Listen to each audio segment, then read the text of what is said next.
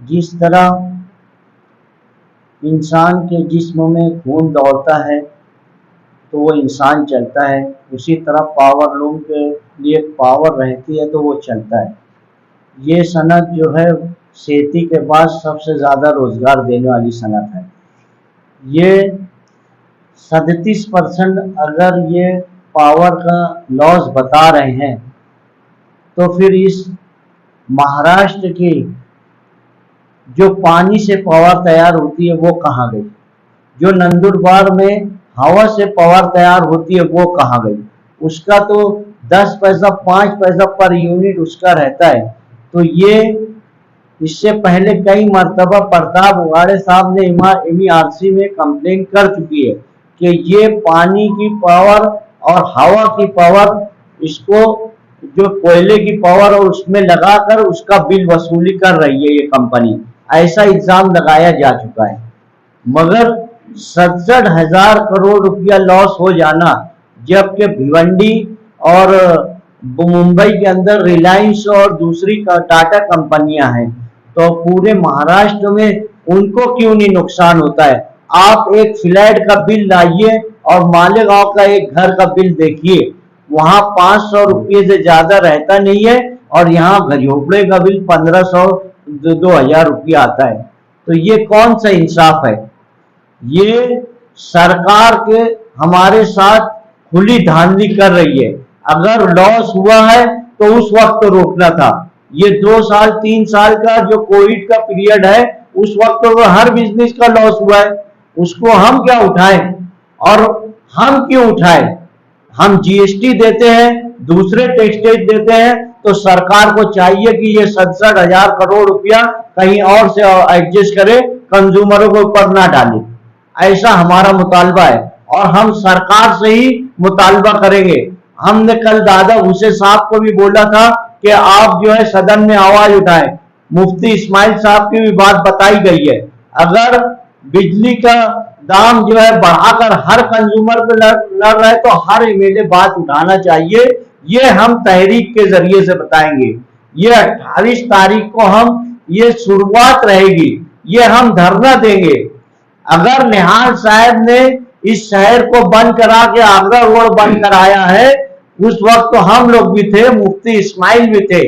इसलिए अगर रोजी रोटी का मामला आएगा तो उस तरह की तहरीक इंशाअल्लाह चलाई जाएगी। ये आप ना माने कि हमारे ऊपर कोई इसका किसी जो है 12 नवंबर का असर है या किसी और का असर है। वो जो कुछ इंसिडेंट हुआ उसका हमारे ऊपर केस बना है, हम मुकाबला कर रहे हैं और जो बात उठाता है उसके ऊपर केस बनता है, जो घर में बैठा रहता है उसके ऊपर केस नहीं बनता है।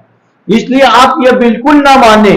अगर हम खामोश रहेंगे तो अवाम रोड पर रहेगी, क्योंकि अवाम के ऊपर बोझ आने वाला है। ये संगठन पे सिर्फ अकेले बोझ आने वाला नहीं है।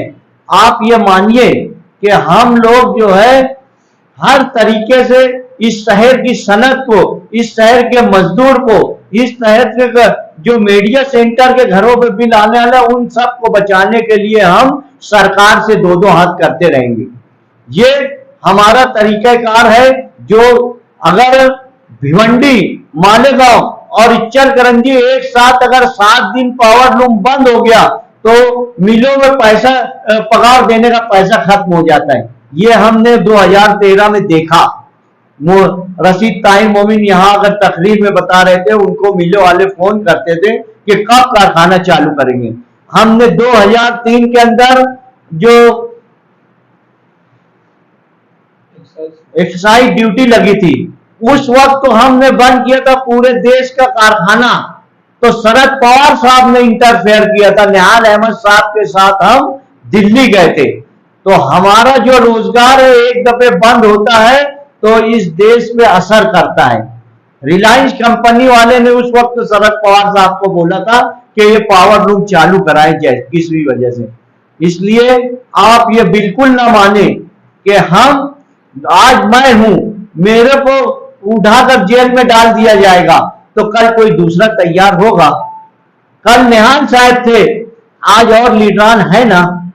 तो देश का कारोबार या शहर की बिजनेस का बचाने के लिए किसी न किसी को अल्लाह ताला भेजेगा और इंसाफ की लड़ाई लड़ना चाहिए, ऐसा हमारी सोच है। उस दिन एहतजाज होगा, आपके एहतजाज होगा, बिल की होली जलाई जाएगी। अभी हमारी 12 संगठन वापस बैठेगी।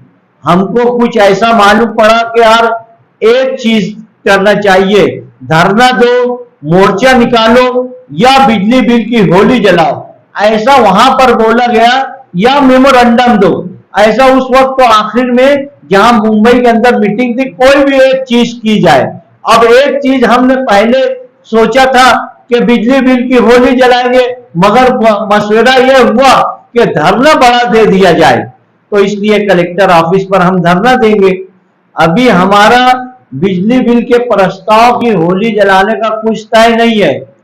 हम अभी और तय करेंगे कि 26 तारीख को हमको मीटिंग लेना है क्या, और दूसरे इजलास में जाना है कि ये सब तय करना बाकी है।